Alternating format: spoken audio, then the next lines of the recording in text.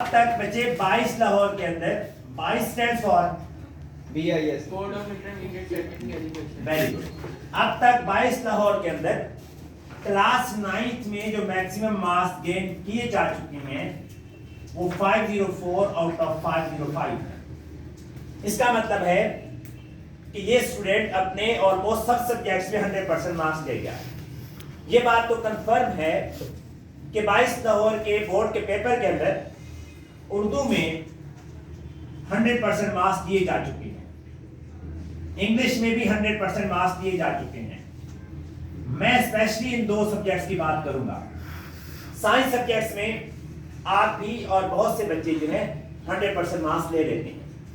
आज हमारा टारगेट है उर्दू और English, specially Urdu.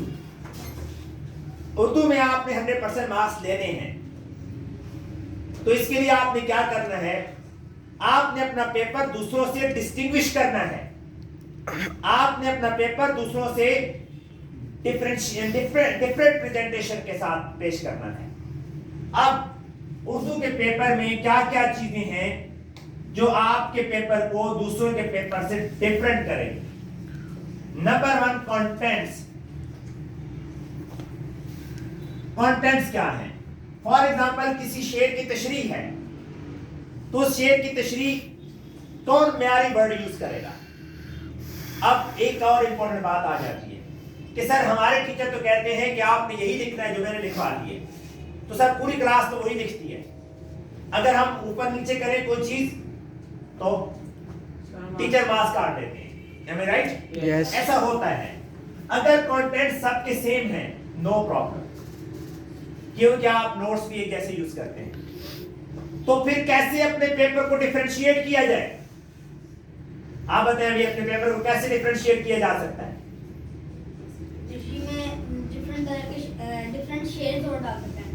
Different shades अशार डाल सकते हैं। ये कह रहे हैं कि जो रेफरेंस के अशार हैं वो डाल दें। रेफरेंस के अशार तो कंटेंट्स में आते हैं। कंटेंट्स लेट्स सपोज सबने एक सबक है हिजरत नबी सल्लल्लाहु अलैहि वसल्लम, सबने हिजरत नबी सल्लल्लाहु अलैहि वसल्लम का खुलासा याद किया। हिजरत नबी सल्लल्लाहु अलैहि वसल्लम जी, सबने खुलासा याद किया है एक ही बुक से, तो सबको नंबर एक जैसे मिलेंगे क्या? No. अगर 10 स्टूडेंट्स ने खुलासा याद किया है आपके किसी भी नोट से, लेट्स सपोज ENS के नोट से 10 स्टूडेंट्स ने खुलासा याद किया है और सबके सब वर्ड पे वर्ड लर्न कर चुके हैं। आप बताएं क्या 10 के 10 को मार्क्स एक जैसे मिलेंगे? No. क्यों? कंटेंट्स तो सेम है, तो क्यों नहीं एक जैसे मिलेंगे? प्रेजेंटेशन मैटर करती है। ये चीज है जो आपके पेपर को दूसरों से डिफरेंशिएट कर देती है। उर्दू के पेपर में प्रेजेंटेशन के रूल्स क्या है आज हम डिस्कस करेंगे। ये बिल्कुल ऐसी ही एग्जांपल है जैसे मैं अक्सर दिया करता हूं। ये स्टूडेंट है, मैं इनके घर में गया, इनके घर में गया, इनके घर में गया। इन तीनों को पता है कि मुझे कस्टर्ड पसंद है। क्या पसंद है? Custard. कस्टर्ड। इन्होंने अपने घर वालों को कहा जी सर को कस्टर्ड बहुत पसंद है। उसने कहा जी सर आ रहे हैं कस्टर्ड बनाए। उसने कहा जी सर आ रहे हैं कस्टर्ड बनाए। ये मुझे कस्टर्ड प्रेजेंट करते हैं ना शॉपर में डाल के सर, ये प्रेजेंट करते हैं प्लेट में डाल के, ये प्रेजेंट करते हैं बाउल में डाल के, ऊपर जेली लगा के और साथ क्या लगा के जी पिस्ता वगैरह। हो सकता है कि जो फर्स्ट स्टूडेंट था जिसने मुझे शॉपर में दिया, हो सकता है उसका टेस्ट सबसे ज्यादा हो सकता है। हो सकता है जिसने मुझे बाउल में जेली और क्या क्या लगा पिस्ता केक वगैरह लगा के दिया हो सकता है उसका टेस्ट अच्छा ना हो। बताएं पहली नजर में मुझे कौन इंस्पायर कर गया? तो चीज डिश सेम ही होती है। आप लोग देखते हैं कि सब के सब घर में सैलेड बनता होगा, लेकिन कभी आप कहीं और जाएं तो ऐसा सैलेड ऐसी खूबसूरत अंदाज में प्रेजेंट किया जाता है कि बंदा खाना शायद भूल जाता है, पहले सैलेड ही लेना शुरू कर देता है। Same case is here. Presentation के अब क्या क्या रूल्स हैं? पहला और सबसे इंपॉर्टेंट रूल, मार्जिन लाइन, जिसे हम क्या कहते हैं, हाशिया। उर्दू की बात कर रहा हूं सिर्फ, हाशिया। मार्जिन लाइन उर्दू के पेपर में कैसे लगानी है जी, कोई बता सकता है? सर 2 उंगलियों का डिस्टेंस दे। 2 उंगलियों का डिस्टेंस देके, ये वाली। नहीं सर वो वेरी गुड। सर एक बात याद रखिए, चाहे बोर्ड का पेपर उर्दू का हो, चाहे बोर्ड का पेपर इंग्लिश का हो, आपको मिलनी ब्रॉड शीट्स ही है, ब्रॉड लाइन शीट्स। बोर्ड में कोई नैरो लाइन शीट का कॉन्सेप्ट नहीं है, इसलिए हम आपको प्रैक्टिस भी ब्रॉड लाइन शीट पे कराते हैं। इंग्लिश में जो आपका पेपर होता है इंग्लिश सब्जेक्ट का, उसको भी अटेम्प्ट ब्रॉड लाइन शीट्स में ही किया जाता है। तो आपने अपनी हैंड राइटिंग और स्कूल के पेपर्स और खासकर अपनी एकेडमी के पेपर्स, आपने शीट्स कौन सी यूज करनी है? ब्रॉड लाइन यूज करनी है। अच्छा जी, हाशिया कैसे लगाना है? आपने अपने पेपर में सिर्फ ब्लू कलर यूज करना है, no other colour, only blue. Marker आपका ब्लू कलर का होना चाहिए। मार्कर आपके पास 2 होने चाहिए, एक राउंड टिप मार्कर और एक कट वाला मार्कर। अब कट वाले मार्कर से आपने मार्जिन लाइन लगानी है। आपको मैंने सिखाया हुआ है कि कट वाला मार्कर होता है, उसके अंदर हम थोड़ी सी क्या लगाते हैं, दरम्यान में लेंथ वाइज हम लाइन लगाते हैं, कट लगाते हैं। तो उसकी जो टिप है वो कितने पार्ट्स में डिवाइड हो जाती है? 2 पार्ट्स। है किसी के पास इस वक्त मार्कर, कट वाला मार्कर? जी, आपको पता है इस बात का, कट वाले मार्कर से कैसे मार्जिन लाइन लगानी है? अगर हम तो कट वाले मार्कर से ऐसे लगाते हैं, कट निप से ऐसे लगाते हैं। नहीं, कट वाला मार्कर है ये। इसको दरम्यान में मैंने इसको दरम्यान में मैंने कट करना है। तो दरम्यान में कैसे कट करना है? मुझे स्केल दें, स्केल का स्केल। मेरे पास मोटा स्केल, हाँ जी। अगर आपके पास ब्लेड नहीं है, आपके पास नाइफ नहीं है, तो आप स्टील का क्या यूज करेंगे? Steel. Anybody have steel scale? No issue, okay. आप स्टील स्केल से इसके दरमियान में स्टील स्केल को प्रेस करते तो ये दो पार्ट्स में डिवाइड हो जाती है। अब मार्जिन लाइन कैसे लगानी है? लेट्स सपोज ये पकड़े मैंने, ये मार्कर आपने मुझसे कट करवाना है, ठीक है? लेट्स सपोज ये आपकी शीट है, शीट के ऊपर इसको मार्जिन लाइन कंसीडर ना किया जाए, इसको शीट कंसीडर की जाए। ये शीट है, आपने अपनी फिंगर की 2 फिंगर्स यहां से, जिस साइड से पेपर स्टेपल होता है उस साइड से आपने स्केल रख के लार्ज स्केल यूज करना है, स्मॉल स्केल यूज नहीं करना। आप एक ही दफा लाइन लगाएंगे, ये मार्कर है, ये कट वाला मार्कर नहीं है। आपके पास जो मार्कर होनी है वो कट वाली होनी है।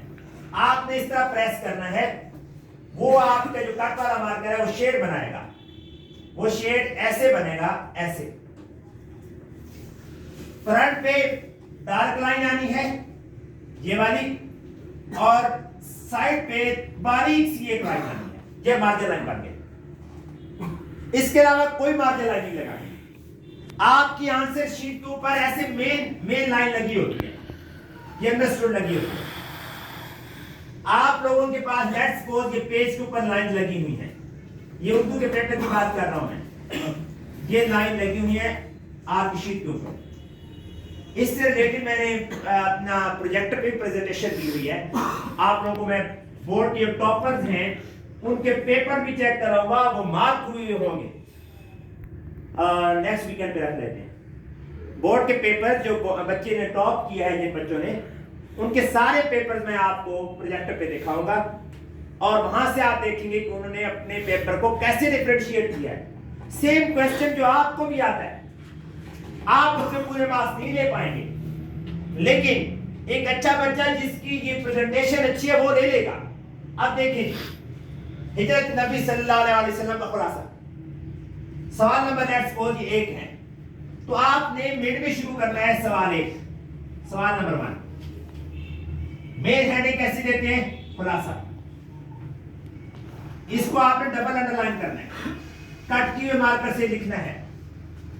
अब आपने नीचे कट किया वो मार्कर यूज नहीं करना, अब आपने राउंड टिप मार्कर यूज करना है। यहां पे राउंड टिप मार्कर से लिखना है सबक का नाम,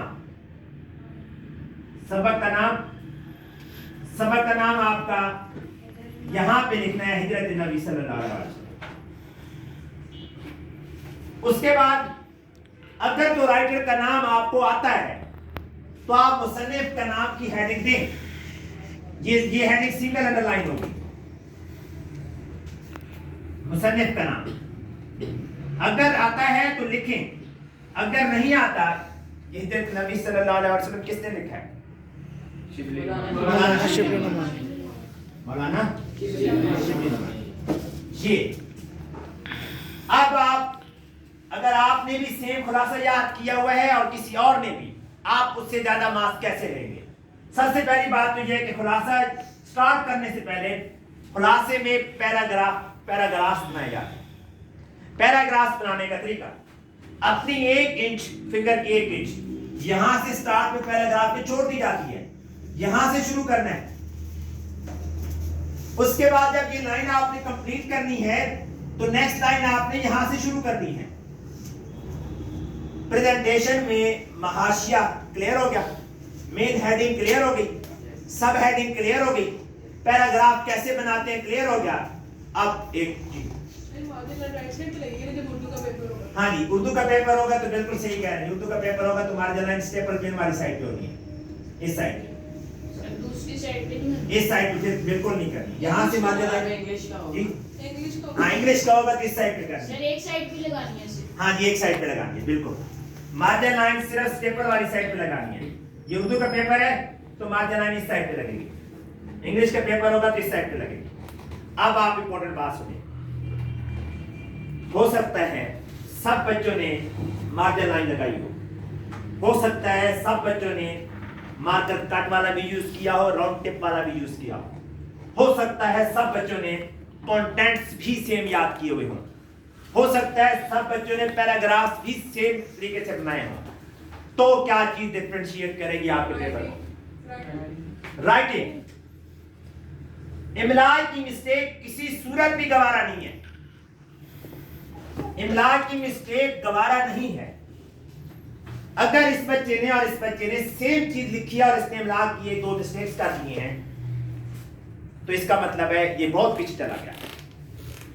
और एक और इंपॉर्टेंट बात, हर वो बच्चा जो अपना पेपर क्वेश्चन पेपर के सीक्वेंस में सॉल्व करता है, he is the best one.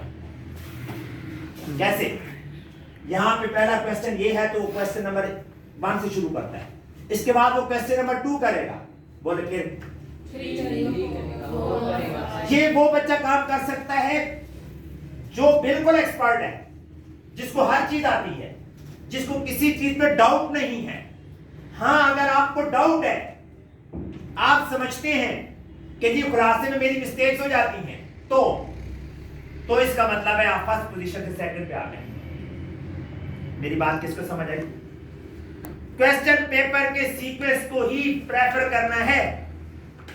Question paper के सीक्वेंस को वो बच्चा प्रेफर करेगा जिससे हर चीज फिंगर टिप पे होगी, डाउटेड नहीं होगा। अब आप डाउटेड हैं कि नहीं है, ये किस चीज पे डिपेंड करता है? आपकी प्रैक्टिस पे।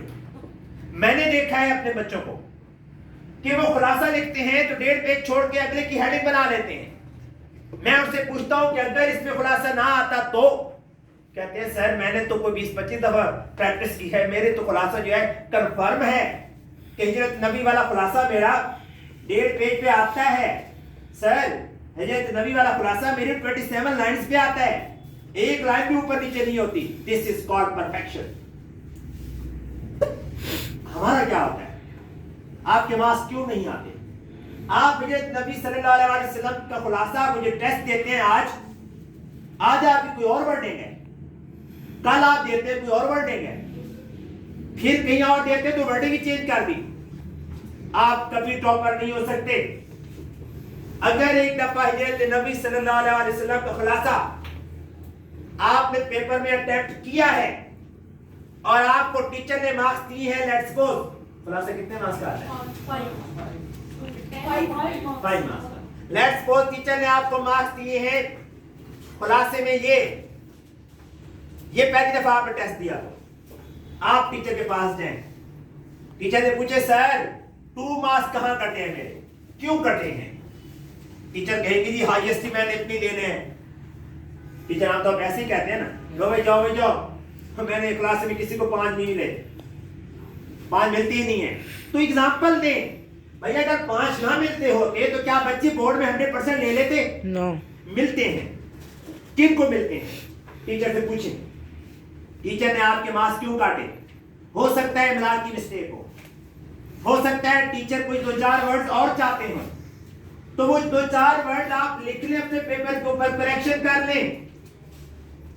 करेक्शन कर ली, अगली दफा वही पेपर में फिर आया, आपको तो पता है हज़रत नबी सल्लल्लाहु अलैहि वसल्लम वाला खुलासा कितनी दफा पेपर में आ चुका है। आप क्लास टेस्ट देते हैं उसमें आता है, एकेडमी में टेस्ट देते हैं उसमें आता है। एग्जांपल दे रहा हूं एक क्वेश्चन, आप T1 T2 देते हैं उसमें आता है, आप टर्म पेपर देते हैं उसमें आता है। मसला ये है कि जितनी बार भी आपसे पेपर लिया जाए, हर बार आपकी वर्डिंग चेंज हो। वो बच्चा बोर्ड में पोजीशन लेगा जिसकी आज पेपर में वर्डिंग हुई, टीचर ने करेक्ट की, नेक्स्ट टेस्ट में वही वर्डिंग यूज करके लाएगा। वही वर्डिंग टीचर ने आपको बताया कि मैंने 2 मार्क्स क्यों काटे, वो करेक्शन कर ली, अब उसी टीचर ने दोबारा चेक करना है।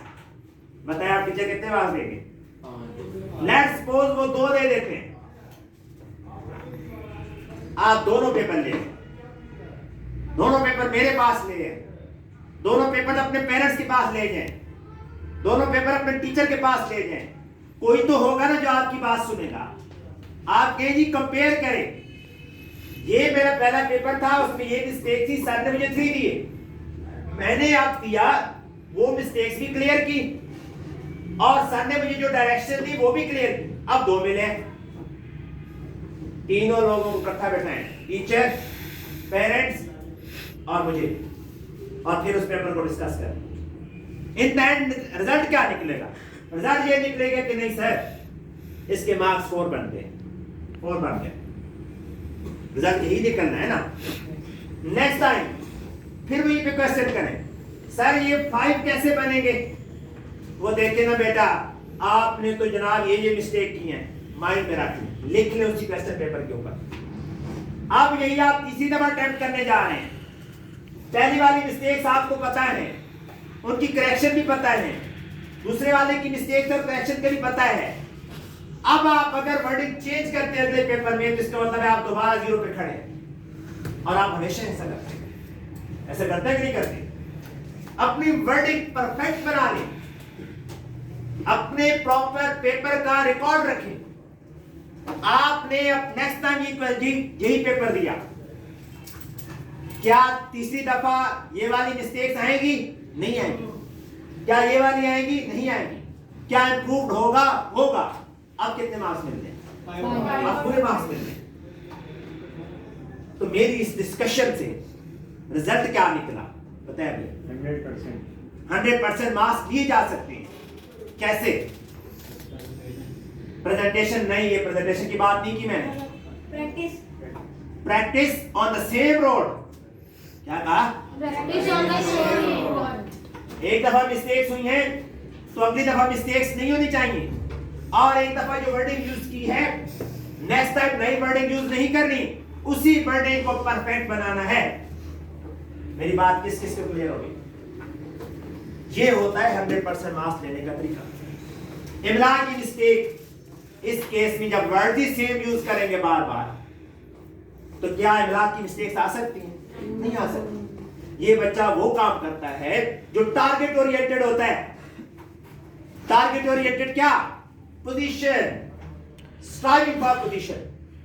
बिल्कुल ऐसे तीर चलाना है अब्दुल गाजी की तरह कि लगे वो बिल्कुल मिड में। ये वो नहीं कर सकते, ये वो बच्चे नहीं कर सकते 100% मार्क्स जो अपनी फाइल रिकॉर्ड नहीं मेंटेन करते। हाँ, वो बच्चा जैसे कि आप हैं जो हर वक्त तैयार रहते हैं टेस्ट देने के लिए, हर वक्त तैयार हो, हर वक्त आपको पता होना चाहिए कि इस खुलासे में मेरी ये मिस्टेक हुई थी लास्ट टाइम, टीचर ने मुझे कहा था ऐसे करना है, अब मुझे वैसे करना होगा। लो मैं अपना पहला पेपर देख लूं, पढ़ा है, ये मिस्टेक थी, दूसरी दफा पेपर देख लूं, अच्छा देखें भी वर्ड तो सारे सेम है, बस थोड़ी सी मिस्टेक थी। तीसरी दफा एक वर्ड के ऊपर नीचे नहीं होना, सिर्फ प्रिंट करके आना है, वो बच्चे कामयाब होते हैं। यहाँ क्या होता है, बच्चे को यकदम कोई इल्हाम होता है, खुलासे में वो यहाँ से एरो लगाता है, यहाँ से इधर लिखता है बकी हिस्सा, यकदम इल्हाम आ जाता है, कोई बात याद आ जाती है। ये शो करता है कि you are not target oriented, आपने प्रैक्टिस नहीं की, आपको अपने वीक एरियाज का नहीं पता। सर अगर भूल जाए तो ऐसे क्यों भूले? भूले क्यों? जब आप ये काम करके आए होंगे आप नहीं भूलेंगे।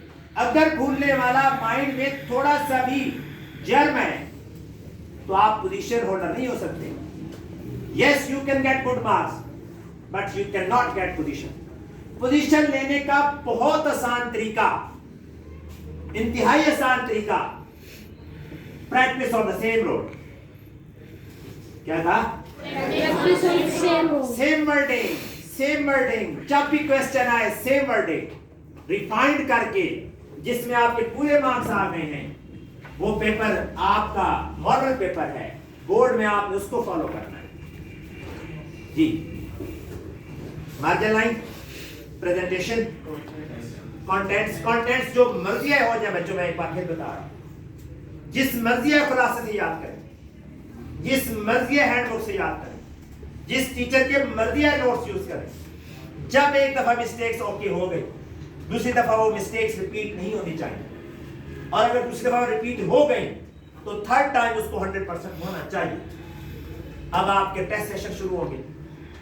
टेस्ट सेशन में पहले क्या आता है? चैप्टर वाइज टेस्ट, फिर क्या आता है? हाफ बुक टेस्ट, फिर क्या आता है? Full book test. क्वेश्चन वही रिपीट हो रहे होते हैं, इंपॉर्टेंट। तो आपने ये फार्मूला अपने माइंड में रखना है। कोई क्वेश्चन? नो। बोर्ड में एक्सेल शीट्स नहीं मिलती। ऐसा ने भी अन्य वाले लिखना शुरू किया और बाद में पता चला भी मेरे 2 क्वेश्चन रह गए। वो लोग जो practice on the same road पे बिलीव करते हैं और उसको फॉलो करते हैं, उन्हें पता होता है कि मेरे पेपर में कितनी शीट्स लगनी है, मेरे पेपर में एक क्वेश्चन कितना टाइम लेगा, ये उस बच्चे को पता होता है। किसको? प्रैक्टिस करते हैं। याद रखना है, Practice on the same road. Practice practice more practice. ये काफी नहीं है। Practice practice practice on the same road. फिर बोले प्रैक्टिस प्रैक्टिस। Same road. ये पोजीशन होल्डर का काम है। अब हमारे यहाँ क्या आता है, आप क्या करते हैं? ये है फर्स्ट पोजीशन, ये फर्स्ट पोजीशन है।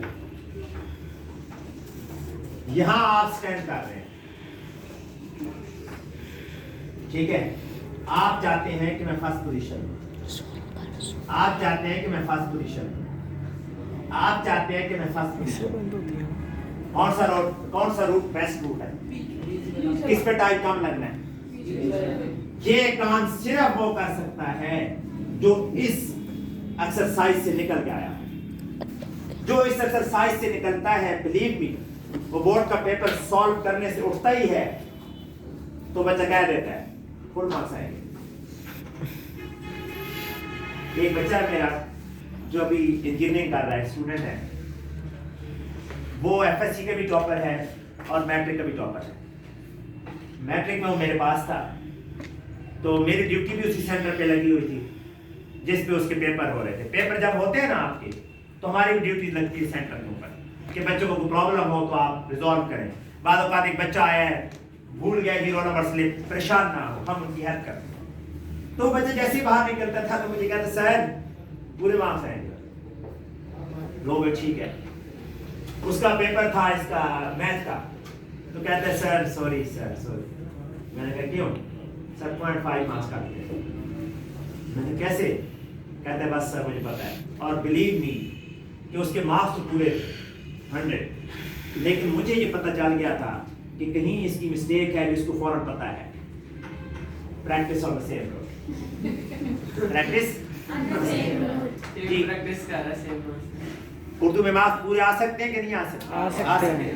इंग्लिश में मार्क्स पूरे आ सकते हैं कि नहीं आ सकते? आ सकते हैं। उर्दू में मिलाद की मिस्टेक नहीं करनी, वो इस तरीके से ठीक करनी है। इंग्लिश में ग्रामर की मिस्टेक नहीं करनी। इंग्लिश में ग्रामर की मिस्टेक कब होती है? और उर्दू में इमलाक की मिस्टेक कब होती है? जब आप कोई नया इल्हाम आता है, आपको नया पाकिस्तान बनाना शुरू करते हैं, अचानक आपको ख्याल आ जाता है, कहीं से पता चलता है ये तो सेंटेंस इसमें लिखा हुआ है, लो भाई यहाँ से जनाब ऐसे किया और बहुत से बच्चे मैंने देखे नीचे लिख देते हैं, बाकी यही सर आखिरी सफे पे वो पता नहीं कहीं से पता चल जाता है। ऐसा नहीं करना, अपने आप को कंपोज रखना है। आप फाइट करने जा रहे हैं, बोर्ड के एग्जाम्स आपके लिए फाइट है। ऐसी है जैसे अतुल ने किससे फाइट की है? बोलो से। ऐसी है जैसे अतुल ने किससे फाइट की है? सरेमियों से। आपकी फाइट है इस पोजीशन से, आपने हर हाल में ये गेन करनी है। ये कौन सा कला है? फर्स्ट पोजीशन नहीं, वो कला 4 साल था, कौन सा था? हाँ, वो आपने फतह करना है और आप में से कौन फतह करेगा इंशाल्लाह। गुड। एक टीचर के लिए सबसे बड़ी रिस्पेक्ट ये होती है कि इन द एंड आप अपने टीचर को रिजल्ट शो करें, sir I have got 100% marks, तो आप इंशाल्लाह इस तरीके से कामयाब होंगे। Thank you very much.